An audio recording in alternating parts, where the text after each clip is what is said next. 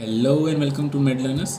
Today we are going to study about diabetes mellitus. आज हम लोग डायबिटीज़ मेलिटस के बारे में पढ़ने वाले हैं। डायबिटीज़ मेलिटस क्या होता है? ये एक अकेली बीमारी नहीं है, ये एक ग्रुप ऑफ मेटाबॉलिक डिसऑर्डर्स है जिसका अल्टीमेट रिजल्ट ये होता है कि बॉडी में इंसुलिन की कमी हो सकती है या फिर इंसुलिन से सेल्स रेजिस्टेंट हो सकते हैं, जिससे ग्लूकोज की अमाउंट बॉडी में बढ़ने लगती है।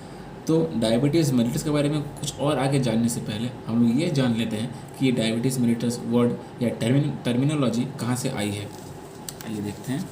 तो इसकी एटिमोलॉजी अगर हम लोग देखें तो डायबिटीज़ जो वर्ड है ये ग्रीक इन ओरिजिन है, जिसका इंग्लिश में मतलब साइफन होता है, और मेलिटस लैटिन इन ओरिजिन है, जिसका मतलब स्वीट होता है। तो अगर ये दोनों को मिला दे तो मोटे तौर पे ये कह सकते हैं कि flow of sweet liquid. Diabetes में ऐसा क्यों कहते हैं? क्योंकि जो अफेक्टेड इंडिविजुअल है डायबिटीज़ मेलिटस जिसको हो जाता है, उसकी यूरिन स्वीट होती है, इसलिए इसको कहते हैं diabetes mellitus, flow of sweet liquid.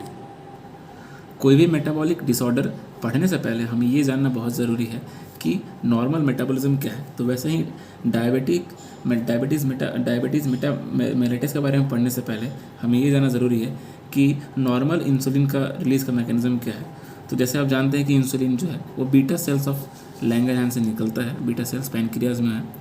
तो यहाँ पर मैंने एक बीटा सेल बनाया है। यहाँ इसके पास 3 रिसेप्टर्स हैं, 3 चैनल्स हैं, सॉरी 3 चैनल। पहला चैनल ग्लूकोज के लिए, दूसरा पोटेशियम की, और तीसरा वोल्टेज गेटेड कैल्शियम चैनल। तो जब हमारे बॉडी में ग्लूकोज लेवल बढ़ता है, जो कि हो सकता है खाने के बाद हुआ हो या फिर आप बहुत ज़्यादा स्वीट्स खा लें, तो उससे कार्बोहाइड्रेट लोड बढ़ता है और ब्लड ग्लूकोज लेवल बढ़ता है। तो ये ग्लूकोज क्या करेगा, ये GLUT2 ट्रांसपोर्टर ग्लूकोज को अंदर लाएगा और ग्लूकोज का यहाँ पर रेस्पिरेशन होगा, यानी यहाँ ऐसा ग्लाइकोलाइसिस होगा, क्रेब्स साइकिल होगा, जिसकी वजह से अल्टीमेटली ATP का प्रोडक्शन होगा। ये ATP यहाँ पर बहुत ही इंपॉर्टेंट रोल प्ले करता है। ये ATP क्या करेगा कि ये जो ATP सेंसिटिव पोटेशियम चैनल था, जो पोटेशियम को बाहर निकाल रहा था, उसको बंद कर देगा। तो इसकी वजह से पोटेशियम इसी सेल के अंदर कैद हो जाएगा और ये पूरे सेल का जो मेम्ब्रेन है वो डीपोलराइज्ड हो जाएगी। जब पूरे सेल की मेम्ब्रेन डीपोलराइज्ड हो जाएगी तो ये वोल्टेज गेटेड चैनल एक्टिवेट हो जाएगा और पोटेशियम अंदर आएगा, जब कैल्शियम अंदर आएगा, सॉरी, और ये कैल्शियम अंदर आएगा तो एक ट्रांसक्रिप्शन फैक्टर की मदद से इंसुलिन का प्रोडक्शन होगा। हम लोगों ने देखा कि इंसुलिन का प्रोडक्शन कैसा होता है। अब हम लोग देखेंगे कि ये जो इंसुलिन रिलीज़ होता है वो आगे क्या करता है। जो इंसुलिन बीटा सेल से प्रोड्यूस होता है वो ब्लड के माध्यम से, थ्रू द ब्लड, अपने एफेक्टर सेल्स पे आता है। एफेक्टर सेल्स बेसिकली यहाँ पर एडिपोसाइट्स हो सकते हैं या फिर मायोसाइट्स हो सकते हैं, मतलब एडिपोज टिश्यू या मसल सेल्स, उन्हीं पर बेसिकली इंसुलिन काम करता है। तो इंसुलिन क्या होगा, इंसुलिन आएगा ब्लड से और इंसुलिन के रिसेप्टर पे बाइंड हो जाएगा। ये सेल है, सेल की मेम्ब्रेन है और ये रिसेप्टर से इंसुलिन अपने रिसेप्टर पे बाइंड करेगा। इसके वजह से ये जो ब्लड ट्रांसपोर्टर है, जो ब्लड चैनल है, ये खुल जाएगी और ग्लूकोज सेल के अंदर आएगा। तो जो बॉडी में या फिर ब्लड में ग्लूकोज की अमाउंट बढ़ा हुआ था, वो ग्लूकोज अंदर आएगा और बॉडी में ग्लूकोज की अमाउंट कंट्रोल रहेगी। अभी तक हम लोगों ने जितना पढ़ा उससे हमें एक आइडिया मिल गया कि इंसुलिन क्या है और वो कैसे रिलीज़ होता है और रिलीज़ होने के बाद वो क्या काम करता है। तो आइए हम लोग अब डायबिटीज़ के टाइप्स पढ़ते हैं, यानी डायबिटीज़ मेलिटस कितने टाइप के होते हैं। तो बेसिकली हम लोग यहाँ पर 2 टाइप के पढ़ेंगे। डायबिटीज़ मेलिटस 2 टाइप के होते हैं, टाइप 1 डायबिटीज़ मेलिटस और टाइप 2 डायबिटीज़ मेलिटस। तो पहले टाइप 1 डायबिटीज़ मेलिटस के बारे में पढ़ लेते हैं। टाइप 1 डायबिटीज़ मेलिटस क्या है? ये एक ऑटो इम्यून डिजीज़ है। ऑटो इम्यून डिजीज़ का मतलब ये होता है कि जब हमारे बॉडी के इम्यून सिस्टम, जब हमारे बॉडी का इम्यून सिस्टम या इम्यून सेल्स हमारे ही बॉडी के सेल्स को मारने लगे, तो वो ऑटो इम्यून डिजीज़ कॉज कर सकते हैं। ठीक है, तो ये कैसे करते हैं हम लोग पढ़ेंगे। ऑटो इम्यून डिजीज़ है जिसकी वजह से क्या होता है कि टी लिम्फोसाइट का प्रोडक्शन होता है, production of T lymphocyte takes place, जिसकी वजह से अल्टीमेटली बीटा सेल्स का डिस्ट्रक्शन होता है। इसका मैकेनिज्म पढ़ते हैं कि ये कैसे कैसे होता है। आइए, कोई एक अननोन ट्रिगर होता है या फिर एक अननोन ऐसा एक रिस्पॉन्स होता है या फिर स्टिमुलस होता है, जिसकी वजह से टी लिम्फोसाइट्स एक्टिवेट हो जाते हैं। टी लिम्फोसाइट्स एक्टिवेट होंगे तो बेसिकली बहुत सारे टाइप के टी लिम्फोसाइट्स होते हैं, मगर हम लोग यहाँ पर 2 टाइप के टी लिम्फोसाइट्स पढ़ेंगे, CD4 पॉजिटिव टी सेल्स और CD8 positive cytotoxic T cells. आइए एक एक करके पढ़ते हैं। CD4 पॉजिटिव टी सेल्स क्या करते हैं, मैक्रोफाज को एक्टिवेट करेंगे, यानी मैक्रोफाज को वहाँ पर बुलाएंगे, बीटा सेल्स के पास बुलाएंगे, ब्लड वहाँ पर इन्फ्लेमेशन होगा और मैक्रोफाज वहाँ पर अट्रैक्ट होंगे। मैक्रोफाजेज वहाँ अट्रैक्ट होंगे और बीटा सेल्स पे अटैक करेंगे, जिससे बीटा सेल्स की डेथ होगी और इंसुलिन बनना कम होगा। ठीक है, अगले हम लोग यहाँ देखते हैं CD8 सेल्स के मैकेनिज्म को CD8 positive cytotoxic T cells क्या करते हैं कि ये खुद ही बीटा सेल्स को मारते हैं बिना किसी मैक्रोफेज की एक्टिविटी को बढ़ाए हुए, ठीक है।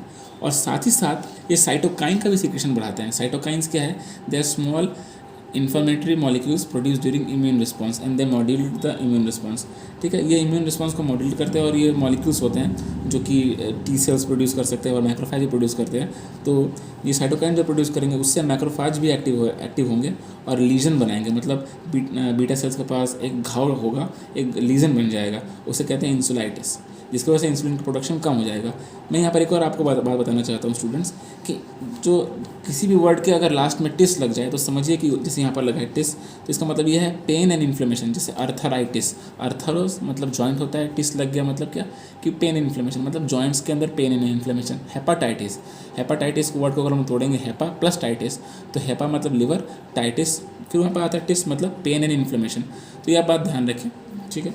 अब हम लोग आते हैं यहाँ पर टाइप 2 डायबिटीज़ में।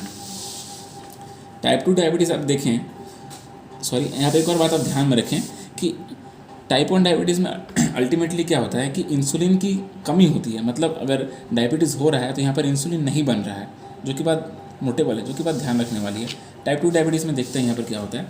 टाइप 2 डायबिटीज़ ये होता है ड्यू टू इंसुलिन रेजिस्टेंस, मतलब इंसुलिन तो बन रहा है बॉडी में मगर उसका एक्शन सही से नहीं हो पा रहा है। सेल्स जो हैं उसको अपटेक नहीं कर पा रहे, उसके अगेंस्ट में रिस्पॉन्स सही से प्रोड्यूस नहीं कर पा रहे हैं। जैसे आप यहाँ पर देख सकते हैं कि यहाँ पर मैंने एक और सेल अफेक्टेड सेल बनाया है जहाँ पर इंसुलिन रेजिस्टेंस है। ये एक सेल है जहाँ पर इंसुलिन के रिसेप्टर्स है, इंसुलिन पे आके नॉर्मली बाइंड कर रहा है मगर ये चैनल खुल नहीं पा रहा है। ये चैनल खुल नहीं पाएगा तो ग्लूकोज अंदर नहीं आएगा, और ग्लूकोज अगर अंदर नहीं आएगा तो ब्लड में ग्लूकोज बढ़ेगा और फिर डायबिटीज़ हो सकती है। तो ऐसा क्यों होता है हम लोग देखते हैं कॉजेज़ इसके कि ऐसा क्यों होता है।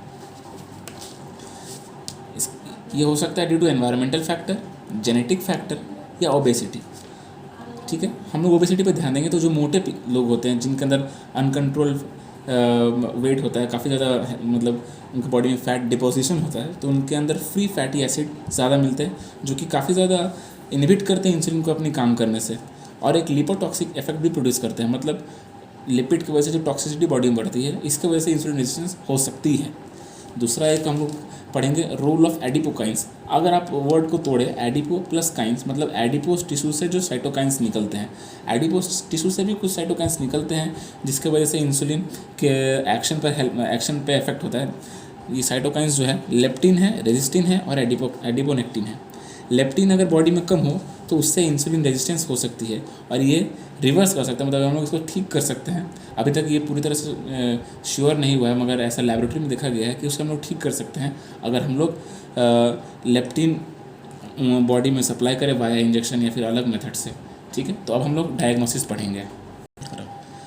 तो हम कैसे पता लगाएं कि किसी को डायबिटीज़ है या नहीं, तो उसके लिए हमें उसकी डायग्नोसिस करनी पड़ेगी, यानी परीक्षण करना पड़ेगा। हमारे बॉडी में जो ग्लूकोज लेवल है वो काफ़ी अच्छे तरीके से मॉड्यूलेट किया जाता है इंसुलिन की मदद से, यानी काफ़ी अच्छे तरीके से कंट्रोल करता है और ये काफ़ी नैरो रेंज में रहता है, मतलब 70 से 120 मिलीग्राम पर डेसीलीटर। तो आप बहुत सारे टेस्ट परफॉर्म कर सकते हैं ये पता करने के लिए कि किसी को डायबिटीज़ मेलिटस है या नहीं। तो पहला टेस्ट है random glucose test. Random glucose test मतलब आप उस पेशेंट की या फिर इंडिविजुअल का ब्लड सैंपल लेंगे और उसमें ग्लूकोज टेस्ट करेंगे। अगर blood glucose level more than 200 milligram पर डेसीलीटर क्यूब आता है तो हो सकता है कि उसे डायबिटीज़ मेलिटस हो। दूसरा टेस्ट है फास्टिंग ग्लूकोज टेस्ट।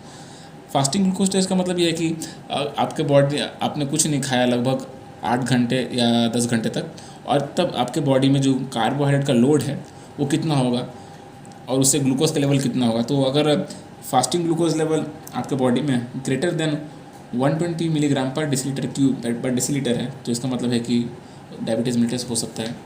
एक और बहुत ही अनकॉमन टेस्ट है जो कि ज़्यादातर हम लोग नहीं देखते हैं मगर फिर भी इसके बारे में पढ़ लेते हैं, वो है OGTT, मतलब ओरल ग्लूकोज टॉलरेंस टेस्ट। इसमें क्या होता है कि हम लोग पेशेंट को एक फ़िक्स अमाउंट ऑफ ग्लूकोज देते हैं।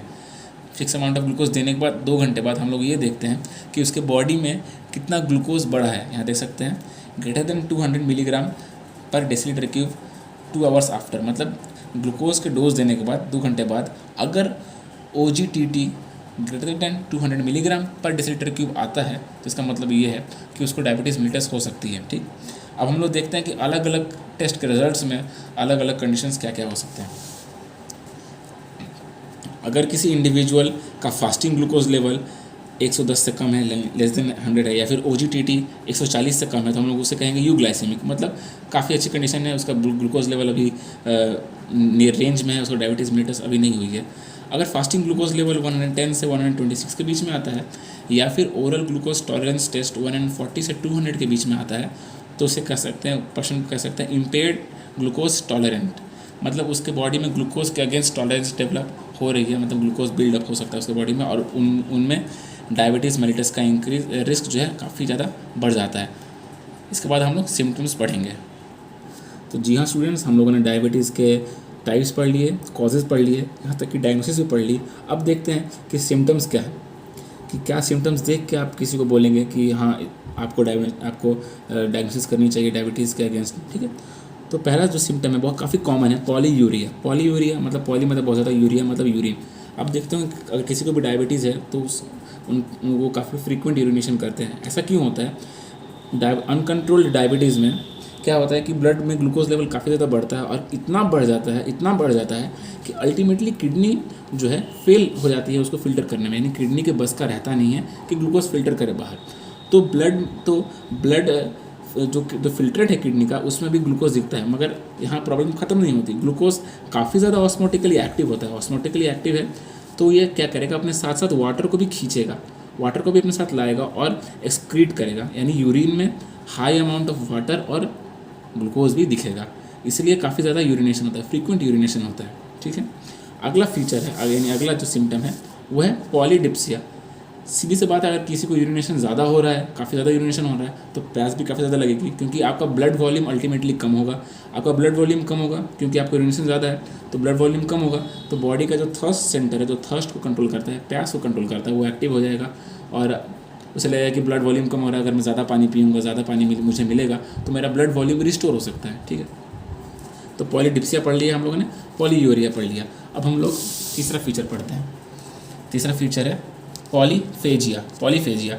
जैसे मैंने आपको बताया था कि डायबिटीज़ मेलिटस में इंसुलिन की कमी हो जाती है अल्टीमेटली, दोनों केस में देखिए, टाइप 1 में तो इंसुलिन बनता ही नहीं है, और टाइप 2 में इंसुलिन स्टार्टिंग में बनता है, लेकिन फिर बाद में बीटा सेल्स मरने लगते हैं क्योंकि वो काफ़ी ज़्यादा काम करते हैं, और अल्टीमेटली उनमें भी कह सकते हैं कि इंसुलिन की कमी हो ही जाती है, ठीक है।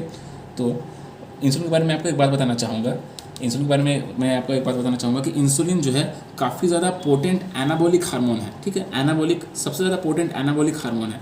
एनाबॉलिक हार्मोन मतलब जो काफ़ी चीज़ के सिंथेसिस में हेल्प करे, ये लिपिड के सिंथेसिस में हेल्प कर सकता है, ग्लाइकोजन के सिंथेसिस में हेल्प करता है, और प्रोटीन के सिंथेसिस में हेल्प करता है। तो अगर इंसुलिन ना आए, ठीक है, तो सेल के अंदर तो ग्लूकोज जाएगा नहीं, जैसे कि आपने यहाँ पर देखा था कि सेल के अंदर ग्लूकोज नहीं आएगा अगर इंसुलिन नहीं प्रोड्यूस होगा, तो सेल को एनर्जी कहाँ से मिलेगी? सेल एनर्जी बनाएगा फैट से बनाएगा या प्रोटीन से बनाएगा। तो फैट से बनाएगा और प्रोटीन से बनाएगा, तो अगर फैट से एनर्जी बनती है तो ऑक्सीडेशन होगा तो कीटोन बॉडीज़ का प्रोडक्शन होगा, ठीक है। और प्रोटीन से बनेंगे तो प्रोटीन का भी अलग अलग अमाइनो एसिड का भी प्रोडक्शन होगा। तो इसका वजह से क्या होगा, बॉडी का जो स्टोर्ड फैट है, जो स्टोर्ड लेवल है जो फूड का, वो कम हो जाएगा, और बॉडी चाहे कि उसको मैं मेंटेन करूँ तो आपको काफ़ी ज़्यादा भूख भी लगेगी। तो अफेक्टेड इंडिविजुअल्स को भूख भी लगती है, और वो खाते भी ज़्यादा है अपने वेट को, अपने स्टोर्ड फ्यूल को, मतलब जो स्टोर्ड फैट है उनको मेंटेन करने के लिए। तो ये एक सिम्टम हो गया पॉलीफेजिया। तो 3 मेरे सिम्टम्स हमने पढ़े, पॉलीफेजिया, पॉलीयूरिया और पॉलीडिप्सिया, ठीक है। अदर फीचर्स पढ़ते हैं जो कि काफ़ी इंपॉर्टेंट है। पहला है हाइलाइन आर्टीरियोलोस्क्लेरोसिस। देखिए, ग्लूकोज जब बॉडी में काफ़ी ज़्यादा बढ़ता है तो ग्लूकोज को कॉन्जुगेट करना काफ़ी ज़्यादा अच्छा लगता है। कॉन्जुगेशन मतलब चिपकना, जैसे कि हमारे ब्लड में प्रोटीन्स है और फैट भी है, तो ग्लूकोज उनसे कॉन्जुगेट कर लेता है, ठीक है। कॉन्जुगेट करके काफ़ी एक बड़ा मास बनाता है। जब वो प्रोटीन के साथ कॉन्जुगेशन करता है तो एक मास बन जाता है जिसका नाम है हाइलाइन जिसको कहते हैं हम लोग हाइलाइन प्लेक, ठीक है। ये एक ब्लड वेसल है, ये नॉर्मल ब्लड वेसल थी, लेकिन यहाँ पर जब ग्लूकोज बढ़ गया तो प्रोटीन के साथ ग्लूकोज ने कॉन्जुगेट करके, नॉन एंजाइमेटिक कॉन्जुगेशन होता है बेसिकली, यहाँ पर कोई एंजाइम की ज़रूरत नहीं होती। तो यहाँ पर एक प्लाक बन गया है। ये प्लाक क्या करेगा, आप देख ही सकते हैं कि ब्लड फ्लो को ऑब्स्ट्रक्ट करेगा, ब्लड फ्लो आगे नहीं जा पाएगा, ब्लड आगे नहीं जा पाएगा तो फिर टिश्यू डेथ करेंगे। और यहाँ पर जो नीली लाइन देख रहे हैं, ये बेसमेंट मेम्ब्रेन है। जो ब्लड वेसल की जो बेसमेंट मेम्ब्रेन है वो भी काफ़ी ज़्यादा थिक हो गई है, तो ऑक्सीजन भी इसके अगेंस्ट में डिफ्यूज़ करना काफ़ी ज़्यादा मुश्किल होगा, और यहाँ पर सेल डेथ भी हो सकती है due to lack of oxygen, ठीक। अगला देखेंगे हम लोग, जब ग्लूकोज फैट्स के साथ कॉन्जुगेट करता है। और ये बात आप ध्यान रख लीजिए कि जब भी ग्लूकोज कॉन्जुगेट करेगा प्रोटीन के साथ या फैट के साथ तो काफ़ी इन्फ्लेमेटरी सब्सटेंस प्रोड्यूस करता है, यानी काफ़ी ज़्यादा ये लोग इन्फ्लेमेशन कॉज करते हैं। तो जब फैट के साथ ग्लूकोज कॉन्जुगेट करेगा तो एथेरोस्क्लेरोसिस होती है। एथेरोस्क्लेरोसिस बहुत कॉमन कंडीशन है, ब्लड वेसल्स में प्लाक बन गया, यहाँ पर फैट्स डिपॉजिट होते हैं, कैल्शियम आयन भी डिपॉजिट हो जाते हैं, जिसकी वजह से यहाँ पर ब्लड फ्लो रुक जाएगा। मगर एक खास बात है, अगर ये जो प्लाक है कोई किसी हार्ट के आर्टरी में हो जाए तो क्या होगा, कोरोनरी आर्टरी डिजीज़ होगी। अगर ये प्लाक ब्रेन में बन जाए, कोई इंपॉर्टेंट ब्लड वेसल में हो जाए जो ब्रेन में ऑक्सीजन कैरी करती है, तो उसको स्ट्रोक हो सकता है। स्ट्रोक मतलब ब्रेन सेल का डेथ हो सकता है, वहाँ पर ऑक्सीजन नहीं मिले अगर। तो अगर यही प्लाक आपके रेटिना में हो जाए, रेटिनल सेल्स में हो जाए तो रेटिनोपैथी हो सकती है, वहाँ के सेल्स भी मर सकते हैं, आई के सेल्स, रेटिना। अगर यही प्लाक आपके किडनी में हो जाए तो क्रॉनिक किडनी फेलियर भी हो सकता है। यहाँ पर एक और मेन फीचर है DK है, मतलब डायबिटिक कीटोएसिडोसिस। जैसा मैंने बताया था कि इंसुलिन की जब कमी होती है तो फैट मेटाबॉलिज्म होता है, और फैट मेटाबॉलिज्म से अल्टीमेटली कीटोन बॉडी का प्रोडक्शन होता है। तो कीटोन बॉडी जब बॉडी में कीटोन बॉडीज़ का जब एक्यूमुलेशन होगा ब्लड में, तो ब्लड हमारा एसिडिक हो जाएगा। तो इससे भी आप डायबिटिक इंडिविजुअल्स को आइडेंटिफाई कर सकते हैं। और उनके जो ब्रेथ जो लोग छोड़ते हैं, जो सांस बाहर छोड़ते हैं, उसमें काफ़ी फ्रूटी स्मेल आती है क्योंकि वहाँ पर एसीटोन जो एक कीटोन बॉडी है, इसका प्रोडक्शन काफ़ी ज़्यादा हो सकता है। ठीक है, डायबिटिक कीटोएसिडोसिस में एसीटोन का प्रोडक्शन होता है, जिसकी वजह से जो उनका जो ब्रेथ है उनमें काफ़ी फ्रूटी स्मेल मिलती है। ये काफ़ी क्लासिकल फीचर है आइडेंटिफाई करने का डायबिटिक कीटोएसिडोसिस को। ठीक है, अब हम लोग कुछ और अनकॉमन फीचर्स पर ध्यान देते हैं, जो कि ज़्यादा कॉमन तो है नहीं मगर इम्पॉर्टेंट है। जब ब्लड में ग्लूकोज लेवल बढ़ता है तो बहुत सारे सेल क्या करते हैं, ग्लूकोज को सॉर्बिटॉल में कन्वर्ट करते हैं, और सॉर्बिटॉल को फ्रुक्टोज में कन्वर्ट कर लेते हैं। काफ़ी बेसिक सा रिएक्शन है, ग्लूकोज को सॉर्बिटॉल में कन्वर्ट किया और सॉर्बिटॉल को फ्रुक्टोज में कन्वर्ट किया। लेकिन सॉर्बिटॉल से जो फ्रुक्टोज में कन्वर्जन होता है, यहाँ पर एक एंजाइम की रिक्वायरमेंट होती है जिसका नाम है सॉर्बिटॉल डिहाइड्रोजनेज।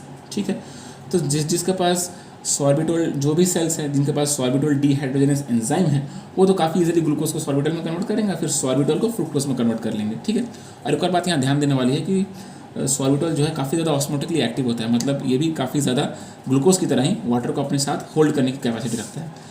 अब सोचिए ये बात, अगर आप कि जो सेल्स हैं जिनके अंदर सॉर्बिटॉल डिहाइड्रोजनेज एंजाइम नहीं हो तो उनके साथ क्या होगा।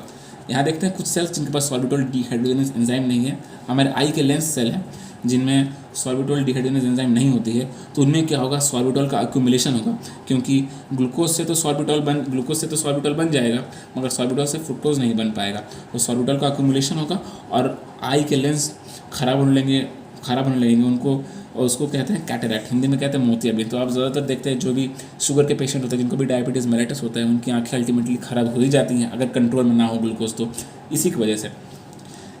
दूसरा एक सेल है proximal converted tube of nephron, मतलब ये सेल तो नहीं है, नेफ्रॉन का एक पार्ट है जहाँ पर सॉर्बिटॉल डिहाइड्रोजनेज एंजाइम नहीं है, तो वहाँ पर भी क्या होगा कि सेम मैकेनिज्म होगा, सॉर्बिटॉल का एक्युमुलेशन होगा, जिसकी वजह से क्रॉनिक किडनी फेलियर हो सकता है। एक और बहुत इंपॉर्टेंट सेल है या फिर पार्ट है जहाँ पर सॉर्बिटॉल डिहाइड्रोजनेज एंजाइम नहीं है, वो है Schwann cell of nephron. Schwann cell आपको पता होगा, Schwann cell of neurons. Neurons में स्वान सेल होते हैं जो कि माइलिन शीट को बनाते हैं। अगर स्वान सेल्स में सॉर्बिटॉल का एक्युमुलेशन होने लगे तो स्वान सेल मरने लगेंगे और उसकी वजह से डीमाइलिनेशन होगा। इसका मतलब ये है कि माइलिन शीट जो है वो ख़त्म होने लगेगी न्यूरॉन्स से। तो न्यूरॉन्स से अगर माइलिन शीट ख़त्म होने लगे तो वो मेल फंक्शन करेंगे, सही से काम नहीं कर पाएंगे। तो ये डिपेंड करता है कि कौन से न्यूरॉन्स अफेक्ट है। अगर ऑटोनॉमिक नर्वस सिस्टम के न्यूरॉन्स अफेक्टेड हैं तो क्या होगा, गैस्ट्रोपायराइसिस। अगर वो न्यूरॉन्स अफेक्टेड है जो स्टमक को मतलब सप्लाई करते हैं, तो स्टमक सही से कॉन्ट्रैक्ट नहीं कर पाएगा और मूवमेंट ऑफ फूड सही से नहीं हो पाएगा, मतलब खाना सही से इंटेस्टाइन में ना जा पाएगा, फिर उससे खाना ऊपर आ जाए। अगर वो न्यूरॉन्स अफेक्टेड हैं जो कि ब्लैडर को सप्लाई करते हैं, ब्लैडर में जो इम्पल्स सप्लाई करते हैं, तो हमारा ब्लैडर जो है वो यूरिन को वो सही से कॉन्ट्रैक्ट नहीं हो पाएगा और यूरिन बाहर नहीं निकल पाएगी, तो हो सकता है उसे कहते हैं न्यूरोजेनिक ब्लैडर, और इस डिजीज़ को कहते हैं यूरिन रिटेंशन। एक और बहुत इंपॉर्टेंट फीचर है, उसको कहते हैं ऑर्थोस्टेसिस, जिनके अगर कभी कभी देखते होंगे आप कि अगर आप बैठे रहते हैं फिर उठते हैं अचानक तो आपको हल्का सा चक्कर जैसा आता है। ऐसा क्यों होता है हमारे जो लोअर ब्लड वेसल्स है, जो पैर के पास ब्लड वेसल्स रहते हैं, उन पे न्यूरॉन्स की सप्लाई रहती है, नर्व्स से सप्लाई रहती है कि जब भी हम उठें तो हल्का सा कॉन्ट्रैक्ट करें, जिससे हमारे हार्ट के राइट साइड में ब्लड अच्छे से आए और हमारे ब्रेन को ब्लड अच्छे से मिले और हमें कहीं चक्कर ना आ जाए और हम कहीं फेंट ना हो जाए। तो ये जो मैकेनिज्म है फेल हो जाता है डायबिटीज़ मेलिटस के केस में, क्योंकि न्यूरॉन्स जो उन ब्लड वेसल्स को सप्लाई करते हैं इम्पल्स, वो खुद ही डेड हो जाते हैं और जो ब्लड है वो ऊपर नहीं आ पाएगा, हार्ट के पास नहीं आ पाएगा, जिसकी वजह से पेशेंट्स को हल्की सी डिजीनेस महसूस हो सकती है, जिसको कहते हैं ऑर्थोस्टेसिस। तो हम लोगों ने बहुत कुछ पढ़ लिया। हम लोगों ने डायबिटीज़ पढ़ा, डायबिटीज़ के टाइप पढ़े, डायबिटीज़ मेलिटस का कॉज पढ़ा, उससे रिलेटेड क्रॉनिक कॉम्प्लिकेशंस देखे। इसका मतलब कि अगर डायबिटीज़ अनकंट्रोल्ड रहे तो क्या क्या हो सकता है, गैस्ट्रोपैराइसिस हो सकता है और न्यूरोजेनिक ब्लैडर भी हो सकता है, ऑर्थोस्टेसिस भी हो सकता है। अब देखते हैं कि इसको क्योर कैसे करें। अगर टाइप 1 डायबिटीज़ किसी को है तो उसे इंसुलिन दीजिए, क्योंकि उसके बॉडी में बस इंसुलिन की ही कमी है। ये तो ऑटोइम्यून डिसऑर्डर है, जैसे आपने पढ़ा था पहले। अगर टाइप 2 डायबिटीज़ है तो ये बहुत सारे फैक्टर्स की वजह से होता है। तो टाइप 2 डायबिटीज़ बेसिकली ओबीज़ में होता है, जो मोटे होते हैं, जो फिजिकली इनएक्टिव होते हैं, जो घर पे पड़े रहते हैं, कुछ काम नहीं करते, बाहर निकलते नहीं हैं, इनएक्टिव जो होते हैं उनमें होता है। तो आप उन्हें एक्सरसाइज प्रिस्क्राइब कराइए और डाइट में उनको ग्रीन लीफी वेजिटेबल्स इंक्लूड करने कहिए उन्हें, और फास्ट फूड प्रोहिबिट करने बोलिए। तो ये लाइफस्टाइल चेंजेस हैं। और काफ़ी मेडिकेशंस भी हम लोग यूज़ करते हैं इसके अंदर, जैसे कि मेटफॉर्मिन है, DPP-4 इनिबिटर्स हैं, SGLT2 है, सल्फोनिल यूरियाज है, ग्लूकोसाइडेज इनिबिटर्स भी हैं। और अल्टीमेटली अगर ये सब कुछ काम ना करे, अगर ये सब कुछ देने के बाद भी इंसुलिन लेवल, सब कुछ देने के बाद भी अगर ग्लूकोज लेवल मेंटेन नहीं हो पा रहा है, तो हम लोग अल्टीमेटली उन्हें इंसुलिन भी दे सकते हैं। तो जिसकी वजह से जिसकी वजह से उनका ब्लड ग्लूकोज लेवल कंट्रोल में आ सकता है। ठीक है, तो फ्रेंड्स हम लोगों ने अपना ये लेक्चर ख़त्म कर लिया। एक बार हम लोग रिवाइज़ कर लेते कि हम लोगों ने क्या पढ़ा। हम लोगों ने डायबिटीज़ की डेफिनेशन पढ़ी, उसके टाइप्स पढ़े, उसके कॉजेज़ पढ़े, डायग्नोसिस पढ़ी, ट्रीटमेंट या मैनेजमेंट पढ़ी। तो ऐसे आपको एक ओवरऑल आइडिया मिल गया कि डायबिटीज़ क्या होती है, और इसका काफ़ी अच्छे से कोशिश की है कि आपको हर चीज़ समझ में आए। ठीक है, तो आपको अगर वीडियो अच्छा लगे तो चैनल को प्लीज़ सब्सक्राइब कीजिएगा और लाइक भी कीजिएगा। Thank you.